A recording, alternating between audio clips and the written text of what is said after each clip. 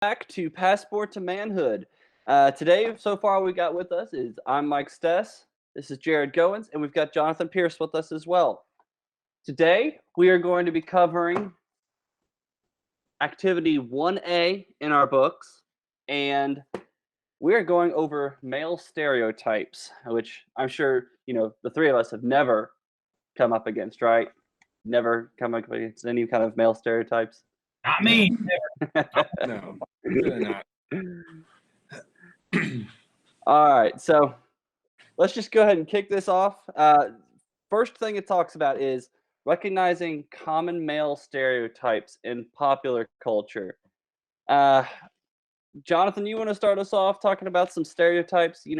Probably most teens and most guys they're thinking they probably have to live up to. Well, I guess it just depends. Are we talking about teens or are we talking about 8-year-olds? Because the stereotypes, I think. We're talking about 8 to 12-year-olds. That's a good point. Yeah. Yeah. Well, because those stereotypes change a little bit for teenagers. Some of the things that they say they do or whatever. So I guess for one of the big things is, and it's actually one of the cards here in the book, the whole boys don't cry thing.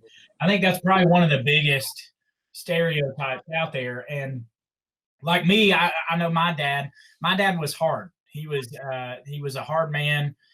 He still is a hard man. And of course he's changed a lot now that he's gotten older, but crying and things like that, it just that wasn't him. And so in my whole life, up until now, I mean, now that we're older and he's a little older, things have changed a little bit. But growing up, the only time I ever saw my dad cry was when his dad died. And so that I can honestly count the times that happened, on one hand, him crying was, his dad died. That was the biggest time. And then his mom died, but we were a little bit older when that happened. So that was really the only time I can remember him crying. And so I was always really tenderhearted. And so if I got in trouble, like if, somebody yelled at me or whatever, I was going to cry. I was always the first person to cry. Things just hurt my feelings really easy. And, that's changed for me a little bit now that I'm older, but Eli is that way. And so my son, I can look at him and, if he knows I'm upset, he's going to start crying. You know what I mean? And so for my dad, that was just like a big thing. He's like, you're going to have to man up and stop crying and blah, blah, blah. And so that was one of the biggest ones maybe that I faced growing up was that men don't cry and boys don't cry.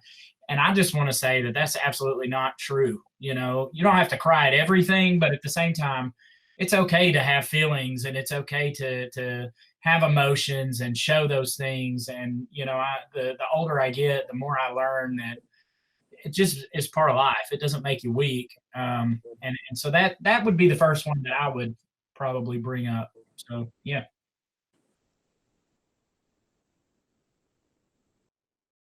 Yeah, that's good. I mean, my mom used to say, I was the same way as a kid, Jonathan. My mom used to say that I used to feel things deeply, is how she would put it. My brother, I mean, could just be stonewalled and anything. Me, if I was, if I was hurt, it was coming out. So yeah, there's absolutely nothing wrong with displaying your emotions. Jared, do you have anything to add to that one in particular?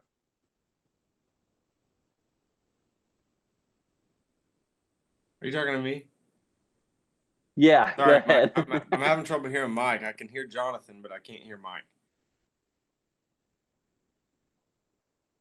Okay, is this any better? It's more of a connection. Your pictures froze as well. Okay, sorry about that. Yeah, feel free to, if I drop out, just keep going, okay? All right. Yeah, I was fortunate. I didn't struggle with that too much. My dad, I've seen him cry as a child, at, different points, funerals and, things like that. And in church too. I know that's kind of odd. My dad was a pastor when I was growing up. So, yeah, so that was not really a problem.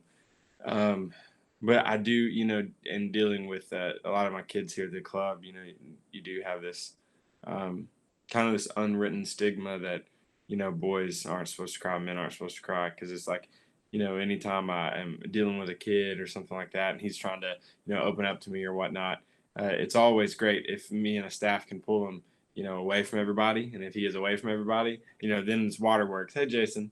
I guess it's the thing is like, I don't want them to see me cry, and then you go. But I mean, I have no problem crying. I was in a really bad car wreck in high school, and when I was in the ER, I very, very audibly cried out loud.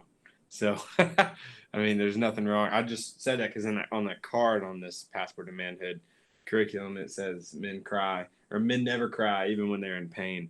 And yeah, so I've had some pain that has made me cry before. There's nothing wrong with that. So, and Jason cries at Disney movies, so there's that.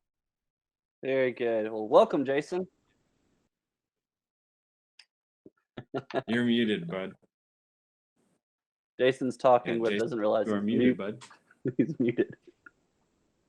Oh, that's good. When's the last time you washed your hands, Jason?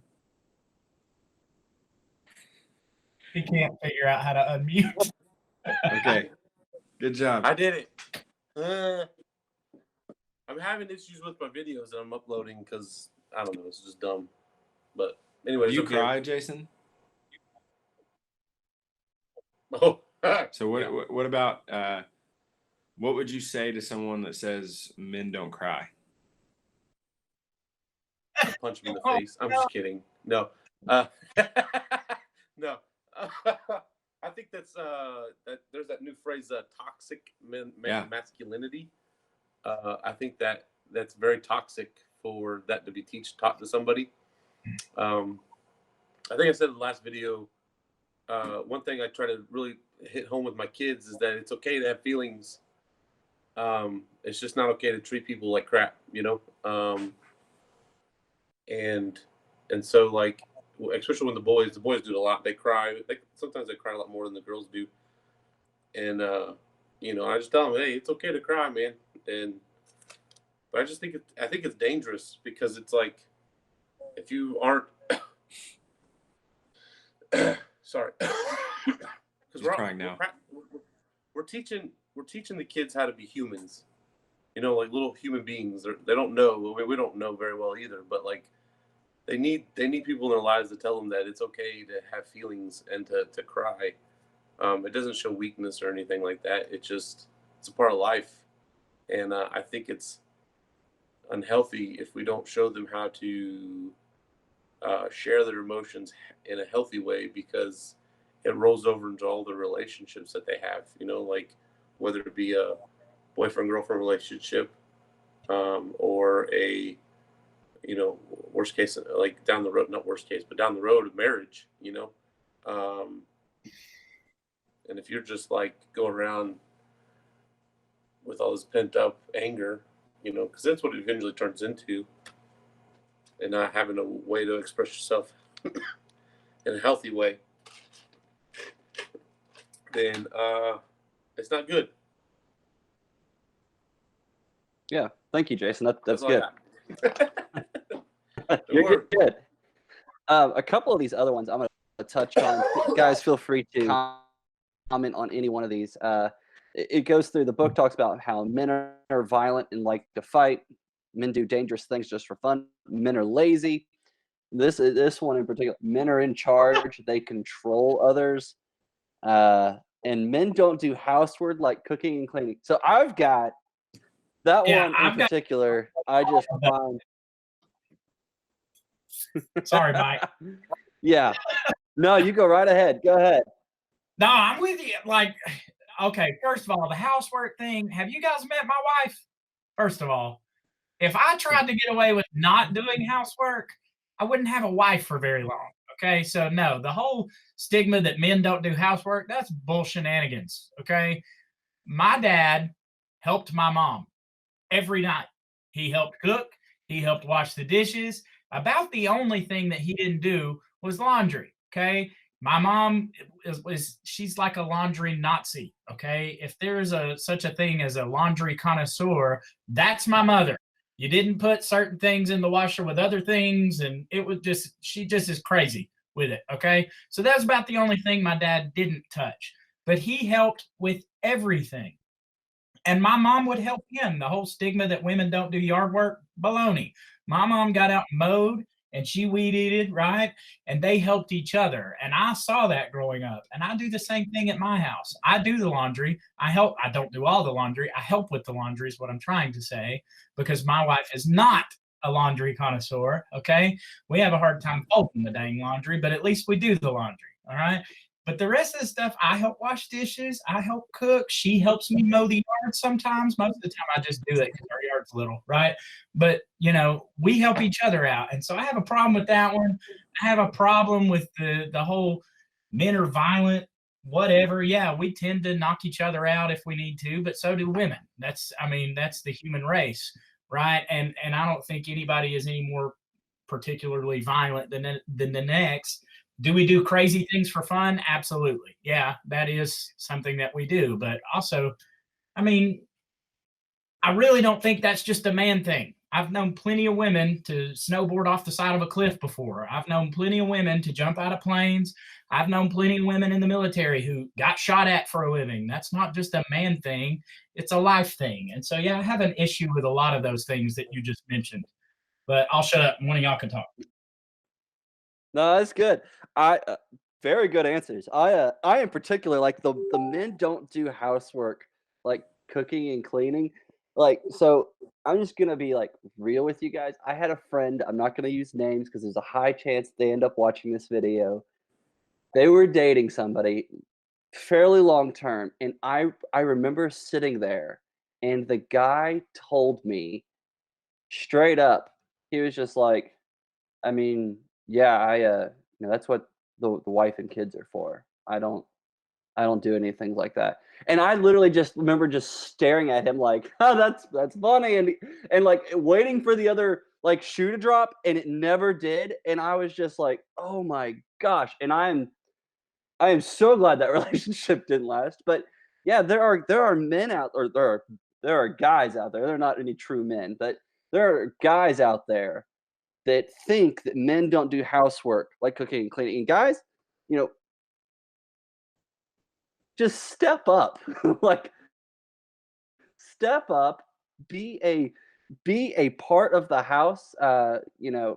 That's just ridiculous. And uh in control of others. I know a lot of guys who that think to be a strong man means that you are very controlling. When I say something, people listen to me. And it's just like, no, the good guys, like the true men, are the ones that when they speak, people want to listen to them. They aren't forced to listen to them. Like the concept of making somebody listen to you or making somebody do something does not make you the opposite. So those are two ones that really like get under my skin. But I'll let some other guys talk. Go ahead. I think I don't think we covered it yet, but it's on there, so I'll bring it up. It's men don't take care of children. Um, I know that's so funny, but yeah, it's so funny watching you guys go like this, but can't hear you. It's so funny. It's awesome. Anyway, no, I had a fantastic dad. And I will not always refer to that because I know that a lot of kids that we work with are just unfortunate in that they don't share that experience with me. So I won't always go there, but I will say that as we're talking about examples of what to do. So this will fall into that. My dad was heavily involved in me and my siblings' lives, and he took care of us a lot. He showed us how to do it. My dad took me to my little league games. He took me to basketball practice. He took me to whatever. And it's not just taking people. Anybody can, give someone a ride. But, like if it was, for example, baseball, like dad made sure I understood what a strike was or what a ball was. Or, if it was basketball, like what a free throw was, and a layup. So just those kinds of things. And, he he came from a generation that his dad did not do that. And that doesn't mean my grandpa was a bad guy. My grandpa is a great guy, and I think there is this, a generational thing that, as time progresses, fortunately, people, have a different view on things. And so, yeah, so I think maybe that was part of why my dad wanted to be so involved, is because when he was a kid, his dad didn't, quite um, get as involved as he would have maybe liked. And so my dad made it a point that, when I was a kid, that he was going to do those things that his dad didn't do. And quite honestly, maybe because he either didn't know he could or didn't know that he should because of even his dad. So you just, um, so yeah, but men do take care of children. I watch my dad do it a lot. And here's another thing too. I think I talked about this the other day. Um, a lot of our kids are already having to step into these roles. So, I talk about my dad. He took care of us and stuff. But when I was 12, my parents did get a divorce, and I stayed with my mom a lot. So, like that second half of my childhood, the older half of my childhood, I did had to assume a lot of those roles and take care of. I had three younger siblings that lived at my mom's with me, and so I was doing those things. And what was cool is during that time, I literally just did what I saw my dad do, already. So, yeah, so men do that. So I'm thankful for that. And, there definitely needs to be more of that in the world. So that's why we're doing this thing. So, Jason, is there anything you want to add to that?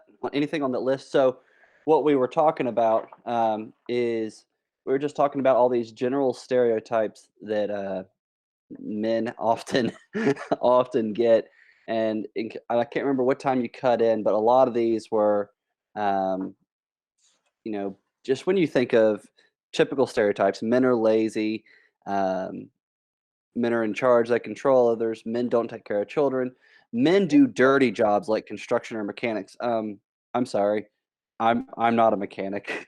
uh, I work at the Boys and Girls Club. Now that doesn't mean I don't get out there and do some dirty jobs occasionally, but you know.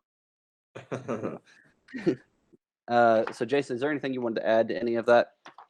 I think a lot of those stereotypes that fall, because for me, a lot of those stereotypes of like men should do this, men should do that, like they developed insecurities in me because I felt like I couldn't do it. And so when I was younger, as a younger man, it was hard because like I felt like I had some standard that I wasn't able to follow, and you know, or that I wasn't meeting because I didn't like to. I didn't. I didn't like to.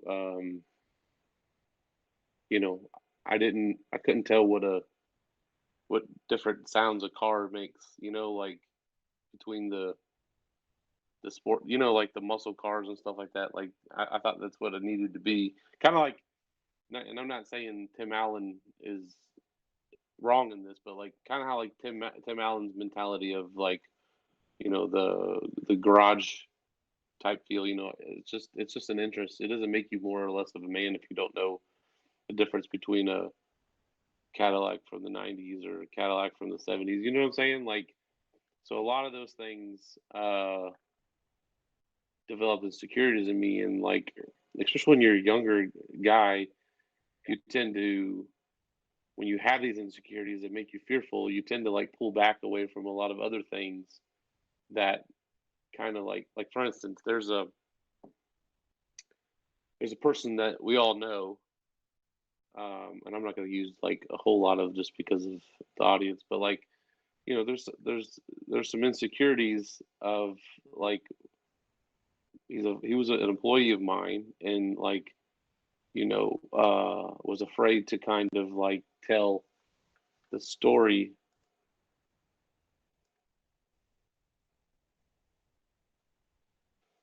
Um, anyways, sorry, I got sidetracked there. But anyways, he he was afraid to tell me some things like about like some situations because he was afraid to talk to me about some stuff, and that's just being afraid is from an insecurity.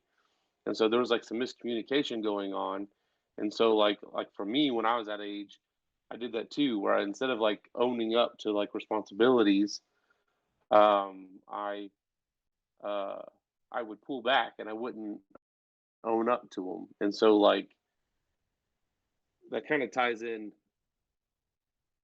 Stop.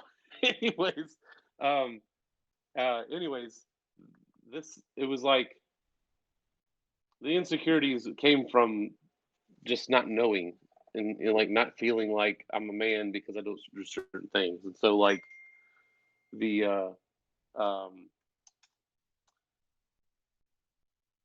I'm losing my train of thought because people are blowing me up uh, on the text. Anyways, so like this one person that we know, he just was afraid to tell me like his situation, and all it did was make the situation worse. And so like it just all it does is boil up. All it does is believing in those stereotypes develops insecurities. That's all it is.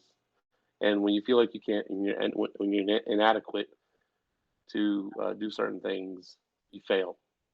And you feel hard, and that's what I was trying to tie in with what that person that we all know did. But he's back now, so it's not a big deal. That's fantastic, Jason. That's fantastic. Yeah, I mean, I'll agree. The hardest one for me when I was in this age group, we're talking about 8 to 12 years old.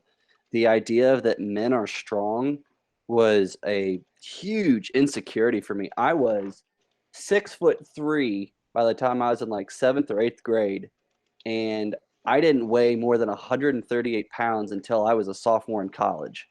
So I literally, I mean, the wind could blow me over essentially. Actually, my high school girlfriend used to joke that she used to be able to beat me up, and she was right. She could. Uh, I just didn't hit my final growth spurt until my sophomore year of college, and then I put on like 60 pounds. But that was a huge thing. And so it actually kept me from trying sports that I really wanted to do because I felt, oh, I can't participate in these because I don't have that, strength and everything. And that was, I would get very physically violent if people would like try to test me if I felt like they were coming after me because I was so insecure about that. So that was a good thing, Jason, talking about how a lot of these stereotypes are deep rooted in insecurities people have about themselves. So Yeah, exactly. thank you for bringing that up. Yeah, you're welcome. Sorry, I got if you are following along, no, you're good.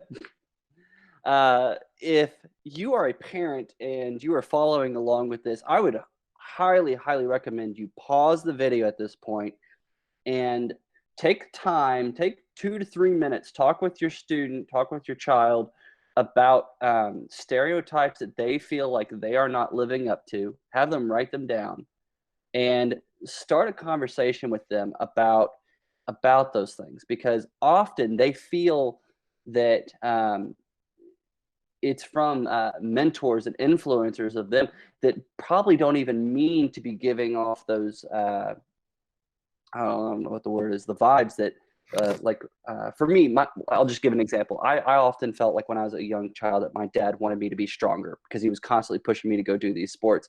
And because I didn't feel like I could have that, but it wasn't him actually wanting me to be this bigger, stronger man. It was my dad wanted me to have a good time. He wanted me to go out and enjoy the sports because he knew I would enjoy them. So take the time, talk with your child about those things. This is a good point to pause the video.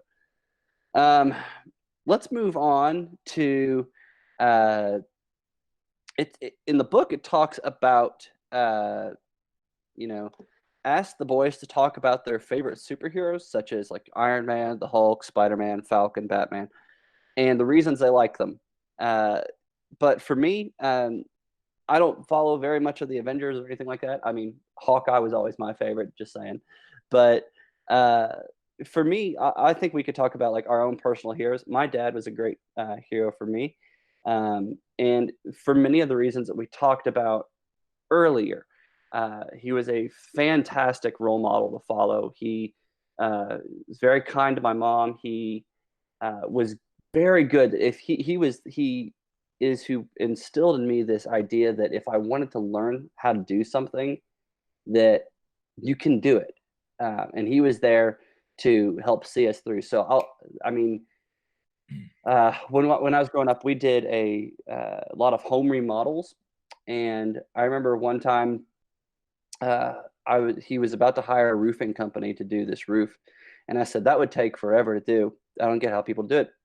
So he called the roofing company, had them quit, like had them called off the roofers, and the next day we woke up, me and my brother and him go out bright and early, and we start learning out how to do a roof. And that was because he saw that I wanted to learn how to do it, and so he said, "We're going to figure it out." And it's just one of those cool things that he did. So he's one of my personal superheroes. What about you guys? Do you want to talk any bit about your personal superheroes in life? Yeah. Can you guys hear me? Jason said no. So, okay. So yeah, I had a couple of things that I wanted to say on this one. I was reading about it over here, and, it's talking about those superheroes or whatever. And it was really talking about where some of those stigmas or stereotypes or whatever come from. And a lot of it, yeah, it is. I mean, a lot of it we see on TV and things like that. And to speak to the superhero side of it, because I was a big superhero freak growing up. I still am. I love watching those movies and stuff like that. And, Superman was always my favorite. Batman was a close second. DC always had it over Marvel for me. Sorry, guys. I love Captain America and Iron Man, but they don't hold a candle to Superman or Batman. Sorry. But anyways, so Supes, it does show, because the thing says, what are the reasons that the kids like them, and how might those images influence our ideas of what it means to be a man? Superman was invincible, right? He was a strong dude. Even as Clark Kent, he was successful in his job, and somehow was able to maintain two different lives. And that's really, there's an even bigger part there, because we all sometimes try to maintain two different lifestyles or whatever, and that can really mess us up, right? And so, yeah, there are a lot of negative stereotypes maybe that you can gather from watching those things, but there's some really positive things too. And I think about Superman in particular, some of the things that he stood for, right? Truth, justice, and the American way, right? What more could you want in a good man, right? And I say that as a joke, but it is true at the same time. What I'm thinking about, though, is integrity. Superman had integrity over everything else. He wouldn't kill. He wouldn't do things that he knew could damage his integrity in the eyes of the people that he loved. And so I think that that's a big thing. And some people like that in my life, my stepdad is one. He is my dad. He stepped in when my father wasn't there, and he took care of me, and he taught me, he threw a baseball with me, and he taught me about hard work, and he just was everything that I needed in a dad, right? But it wasn't just him either. And this goes back to men don't take care of kids, which I think is silly, because it wasn't just my dad that stepped in. It was my grandfather. My grandfather gave me wisdom and taught me pretty much everything I know about the Bible and spirituality and things like that. And then my uncles, man, my two uncles are heroes. They're my heroes, and they always have been. And they've actually been more like brothers to me along the way. And they're just real special to me. My Uncle Jonathan is motivated, and he was smart, and he made good decisions, and he knew what he wanted in life, and he went for it. And, did it all with like this.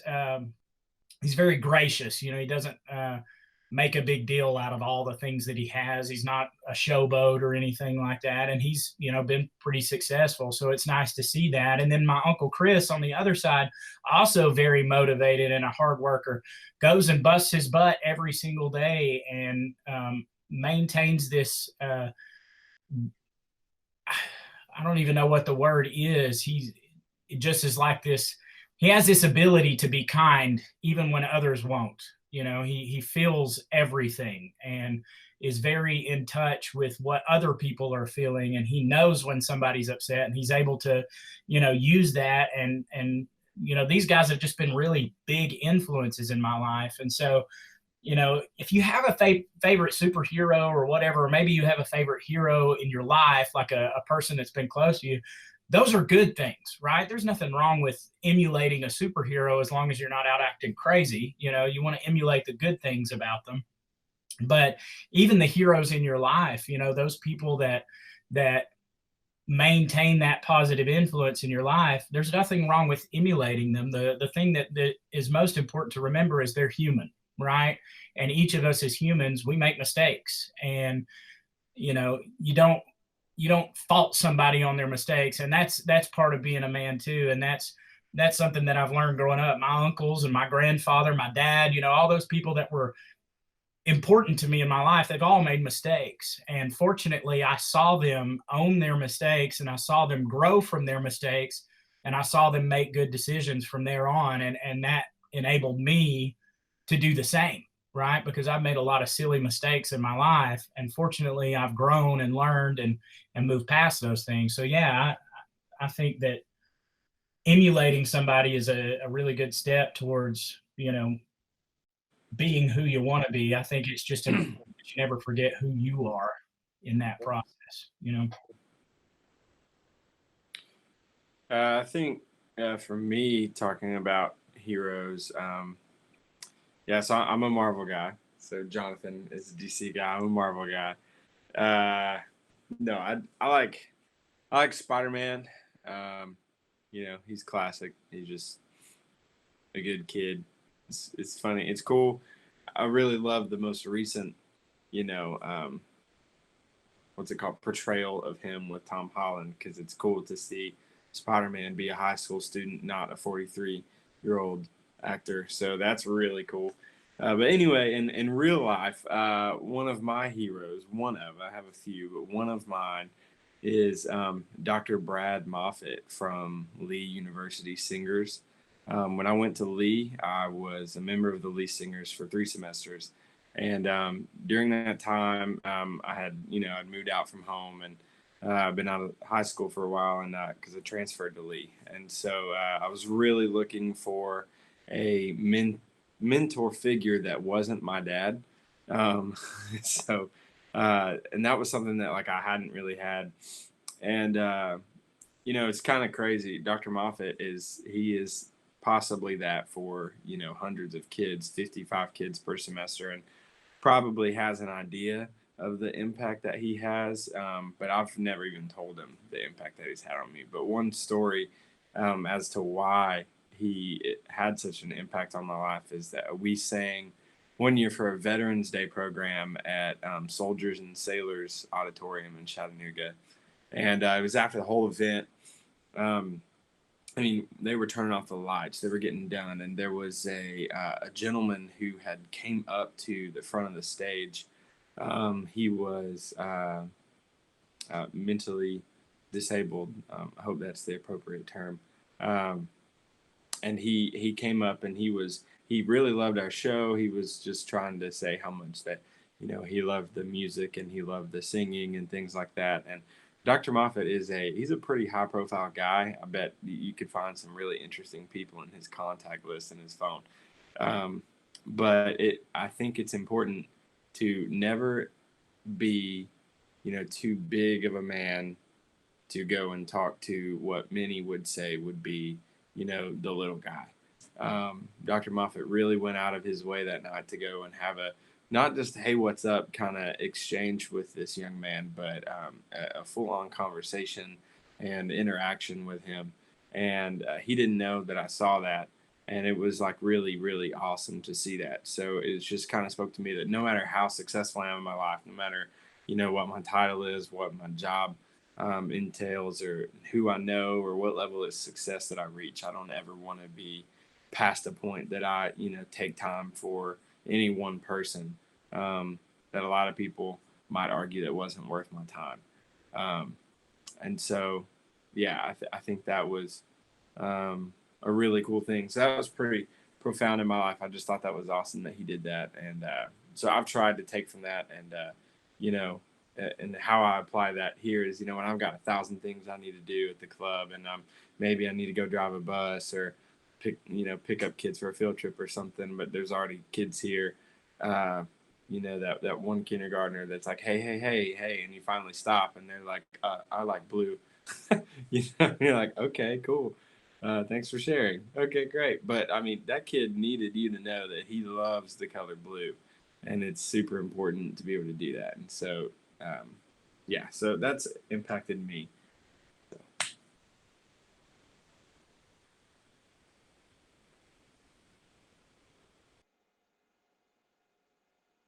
I take it I'm next, right?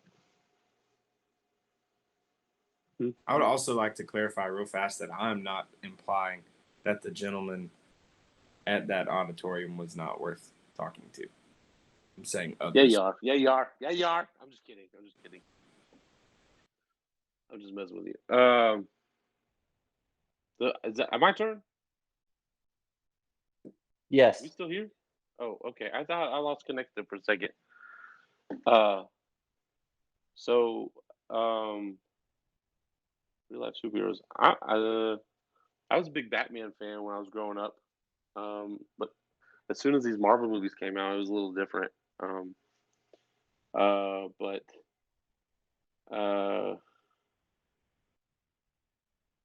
I don't know. I've had a lot of influential men in my life, coming in and out, because growing up, uh, it took me a while to figure out that he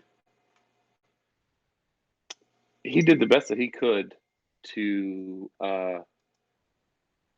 love me the way that he knew best. He knew how, and we're a little bit closer now as I've gotten older. Um, but for a while there, it was my youth pastor growing up, who just always seemed to just love me well, and I was, a little bit of a distracted kid. Had a lot of energy. I still do. And he just kind of always knew how to let me just talk. I mean, most of the time, I don't even know if he was listening, but he just let me talk about stuff, ask him questions and whatnot. And growing up, going out of high school, uh, like after school in high school, me and my friend Steven would just walk to his office on Wednesdays and just hang out all day. And there was a lot of great men that were good examples of what a godly man looks like for me. But I'd have to say it was my uncle that kind of put me in some perspective, where he was telling me about how initiative and about how a man does what it takes, regardless of how he feels. And he told me a story about how he used to. It was not very cliche, but it was like the whole "I walk 7 miles to work" kind of deal. But I mean, I believe him. Like, he would walk 7 miles to work, and eventually the people started picking him up. And I was in a real bad time in my life where I didn't have my license, and so I had to do what it took to get to work. And so I rode my bike 8 miles back and forth, so 60 miles total. And that was kind of a wake up call for me. But so I've had some really great influential people in my life to kind of help along the way. What's really interesting, though, is there was a kid that was mentoring for a while, and he was going through some stuff, and the church that I was at the time had they had just lost the youth pastor to go to another church, and so he was a little bit bitter about it. And so the youth pastor, I was at like a youth sponsor, that's who, like, an adult that just works at the church to help with the youth group. And so me and him had developed a really, really solid relationship, and it was important for me to teach him that that because his dad's an alcoholic, and I'm pretty sure he's homeless by now. And he was telling me that he was upset because the youth pastor left, and he was just like, why does God always do this? They always send me men, they always send me guys in my life, and then they just up and go. And I was like, dude, it's like, it is what it is. That's what happens. And we were at, I became a youth pastor at another church, and he was kind of like my shadow. He was with me every Sunday. We would go to the old nursing home and do like a Devo. Anyways, long story short, one day he was like, he made some comment, and it was like it put a lot of like weight on me. And I'm like, hey man, it's like, listen, I just want you to know, you should never really put your full trust in a human man. I was like, you shouldn't, a man's mistake shouldn't waver your dependent on faith in God. I said, because I'm going to make mistakes. I'm going to let you down for sure. I was like, but that's not, it's not really fair for you to put that weight on me, because that's a lot of pressure for someone that's human and is going to make mistakes. Like, you can't, and we just had this conversation where it's just like, you've got to have your faith in God separate from whatever stupid things men are going to do to let you down as a male role model, and so it has given me this philosophy that, like, God will send you people in your life for whatever stage you're at, like, as I grew up and got older, there's just, every season I've been in, there's been a guy, like a man that I can look up to and just say, hey, can you help me out with this? What's going on with this? And then there's been guys that have had tough conversations with me, so there's not really one that I could pinpoint that has like been that one hero for me. It's been multiple people along the way. That's great. Thank you for sharing, Jason. No problem. So as we kind of start to wrap this up, this has been a good session. I've enjoyed it. The book talks about, the very last thing it says is, explain that when someone makes an unfair statement about a group of people, it is a stereotype. This is a mistaken way of thinking, because not all people in a group are one way. So a male stereotype is a mistaken way of thinking about how boys and men are supposed to be.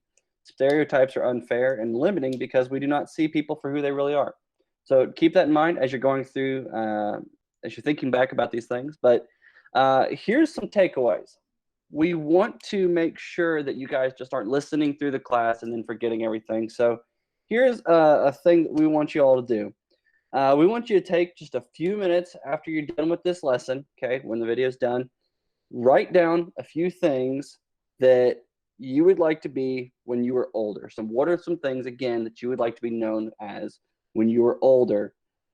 Share these thoughts and ideas with your mentor, your parents, and then parents, figure out with your child a goal or a challenge that they would like to take on. So students, be thinking of a challenge that you think would be, doable, but it's going to personally challenge you a little bit. Think about something you could take on, and then reminder that when you're taking on these challenges, if you start getting frustrated or anything like that because things don't seem to be going your way, remember to slow down, think, observe, and plan as you are taking on each one of these challenges. Does anybody else in the group have anything they want to add before we finish up this session? All righty. Well, guys, we look forward to another class with you guys. Remember that these classes are on Tuesdays and Thursdays, and we hope to see you this coming Thursday. Thank you.